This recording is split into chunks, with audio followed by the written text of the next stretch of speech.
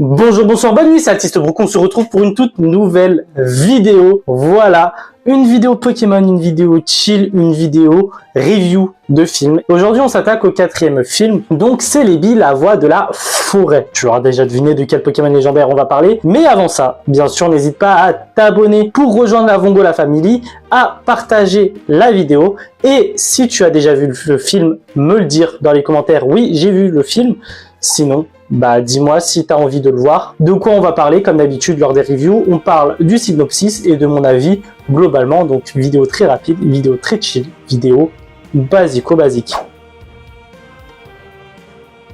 Maintenant, faisons un tour rapide du synopsis, et bien sûr, je ne le connais toujours pas par cœur, comme d'habitude, vous me connaissez au bout d'un moment. Mais de quoi ça parle? On va tout simplement suivre l'histoire de Sam, qui est un jeune garçon qui, comme tous les jeunes garçons de son âge, décide de partir à l'aventure et va décider de traverser une forêt. Cependant, il y a ce qu'on appelle la voix de la forêt dans cette forêt-là, tout simplement, qui a comme pouvoir de téléporter ce qu'il peut trouver dedans et notamment ce qui va arriver à Sam. Il va finir par se téléporter plus tard dans le futur. C'est comme ça qu'il va du coup faire la rencontre de Sacha et de ses amis. Cependant, si la voix de la forêt s'est déplacée dans le futur et a amené Sam avec lui, c'est tout simplement parce qu'il était en danger dans le passé, mais également dans l'époque de Sacha. Car quelle qu'il soit l'époque, les braconniers ou encore la Team Rocket, ils sont toujours présents. Mais du coup, qui est cette voix de la forêt et comment vont-ils faire pour s'en sortir? Encore une fois, je te conseille d'aller voir ce film qui est sympathique ou pas, on va voir ça, mais faut le voir pour le savoir. Bon, si on parle tout simplement du format, on va peut-être commencer sur le format pour mon avis. En termes d'animation, j'ai jamais fait gaffe, mais je la trouve super aléatoire. T'as des moments dans l'animation du film qui est juste tout simplement magnifique, et t'en as d'autres qui sont vachement gênantes. Je m'explique. En fait, on a l'impression de superposition, ok?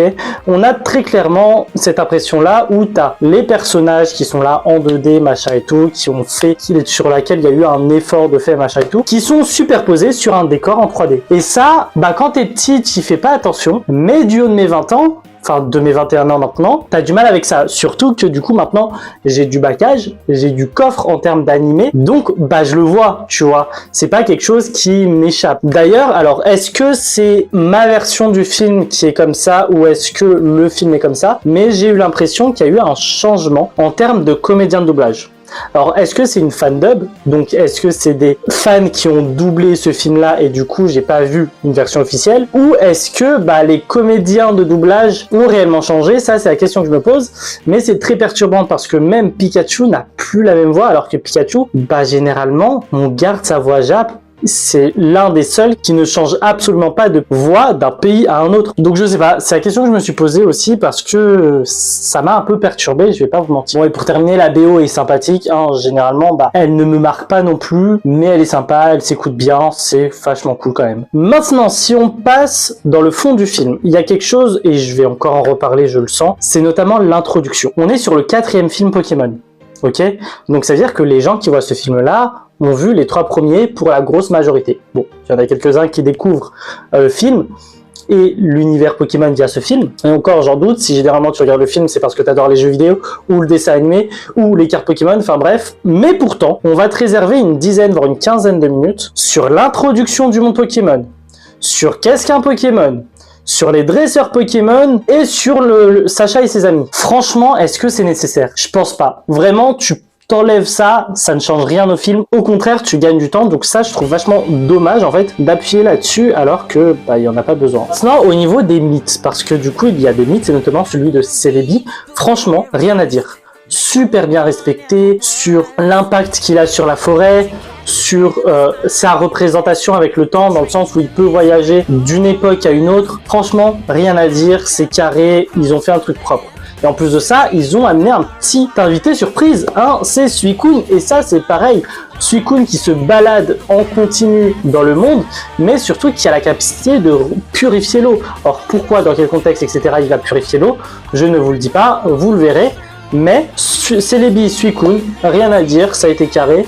Franchement, j'ai bien aimé. Et maintenant, je vais vous parler de l'antagoniste parce que c'est lié à la morale du film, mais l'antagoniste, pardon, est vraiment présent. On sent la menace du protagoniste. On sent que Celebi est en danger.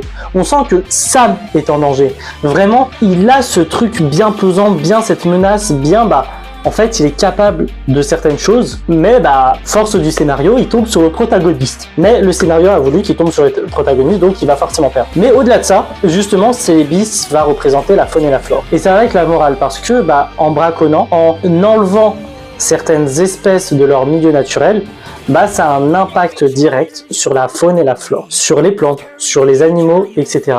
Et ça, on le voit. On voit que du coup, l'homme a un impact direct sur l'état de la faune et la flore. S'il y a des espèces qui disparaissent de plantes ou d'animaux, c'est généralement parce qu'il y a eu un impact humain. Alors oui, il y a d'autres facteurs. Il y a également la sélection naturelle qui joue un rôle. D'ailleurs, je vous ai fait une vidéo là-dessus, donc n'hésitez pas à la voir. Mais globalement, l'humain, aujourd'hui, a un impact sur la disparition de certaines espèces animales, végétales ou de manière globale sur la faune et la flore. Et que par conséquent, la faune et la flore est fragile, l'équilibre même est fragile. Donc il faut la protéger et c'est tout bénef pour nous parce que on a besoin de cette faune et de cette flore. Globalement, un film vachement sympa, un film qui a quand même pas mal de points positifs, surtout dans le fond, même si au niveau du format, il y a quelques petits points à revoir. C'est dommage, mais malgré tout, ça le fait quand même. Bon, c'est ainsi que se termine cette vidéo. Je vous avais dit que ça allait être une vidéo plutôt chill. Je vous avais dit qu'on n'allait pas parler de grand chose, le synopsis, mon avis, bref, on tourne très vite la vidéo. Mais en tout cas, c'est un film hyper détente, hyper chill que je vous conseille d'aller voir. Déjà, 4e film Pokémon, je sais plus combien il y en a. Je sais plus si on avance bien ou pas, mais on avance. C'est tout ce qu'il faut savoir. On arrive à avancer et c'est déjà pas mal. En tout cas, bien sûr, je te laisse me mettre dans les commentaires si tu as déjà vu le film et si tu l'as vu, ce que tu en penses. Mais si tu n'as pas vu, est-ce que tu as envie de voir le film? Est-ce que je t'ai donné envie de voir le film? J'ai essayé de vraiment pas spoil comme d'habitude, mais c'est toujours compliqué de ne pas franchir la barrière.